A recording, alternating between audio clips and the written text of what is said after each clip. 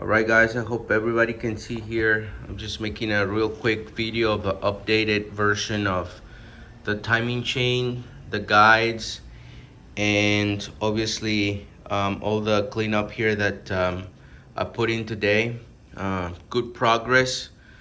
I installed new chains, new upper guide, uh, new two BBTs because the other ones I think they had a fault in them. Um, this other guide, the brand new right over here, and the tensioner over here, along with the bottom chain and upper chain over here. I cleaned everything up, even inside the where the bolts go. I tightened them to the specs. Was watching YouTube video from the Volkswagen Eurovan that Mr. Smith Garage has, and so that really helped me out a lot. If you're watching this, Mr. Smith Garage, thank you for taking the time of doing all that process. I know it's a very difficult situation in general, but with your help, I was able to configure out the whole part here of the timing chain. Everything is up to part here. It's very well stiff, and there's no slack or anything. Everything is timed up well. As I said before, I cleaned up the engine multiple times, and I've just been following back on the work that I have to do. But eventually, some of the reasons I decided to do the timing chain was, number one, this is the lower guide. It was broken, and one thing to note is that this lower guide, it just kind of goes in it like that, like it could be moved around and stuff. That one, and oh, these are the old sprocket. As you can see, is not very much wasted, but we just wanted to make sure that we address that issue before it kind of needs to happen again. So here we go. This is a bigger one. This is one of the old guides that has the what do you call it, the thing to press the chain on. And obviously this is the other one that also came out, and as you can see, it was broken there. So these are very, this is good hard plastic, but eventually after a while they just kind of crack, and they give up. This one broke while I was taking it out. I mean, I just decided to get a new one, but see, it went from like clear to like dark brown.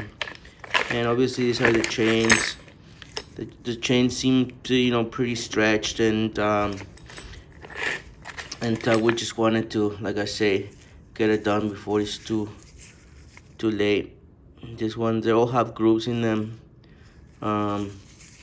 Everything was original, and so now we're kind of starting again, and we're gonna continue with the process of putting the lower timing chain cover and the upper timing chain cover, and try to see if we can get some momentum and progress here. Just so that everybody knows, these are kind of the brands that I purchased. The Schaeffler or Scheifler, whatever you guys name these. I find out that even though you think it might be a European brand, the stuff is still made in China. I don't know why, but that's just kind of how it is. And also, these are the brand that I got for the BBTs, and sadly enough, they're made in China, so hopefully they work well. But yeah, it's kind of hard to get parts, but I did got the sprocket and this other sprocket, and I think I got them from I forgot what company I got them from. They're supposed to be really good quality. The chains as well and stuff like that. The guides. But you know, some of the parts, like I think this one was made in China, so that's kind of the downside of not having uh, Volkswagen parts available. My next task is obviously the lower cover and upper cover. I cleaned out all these areas right here already, and obviously I gotta get to figure out these hoses because they are definitely like done. And so if anybody can suggest a good way to replace the clips here, the original Volkswagen clips, like which one is the best way to go, because I definitely want to do that. And also if anybody knows what you call this pipe, it's like in the front of the engine, and that way I can try to locate a replacement for it. I also took this part apart, took this piece apart, and tried to clean it. This is where the alternator and steering wheel thing goes, and just other parts in there that I'm obviously trying to figure out where everything goes again. But so far it's looking great, guys. I'm happy with where the process it's been going and what I've been able to achieve, even though I don't have a lot of time. And obviously, believe it or not, like I mentioned before, the mechanic, the professional mechanic, wanted $10,000 for this job, and that would not be including any possible other issues that he might had come across.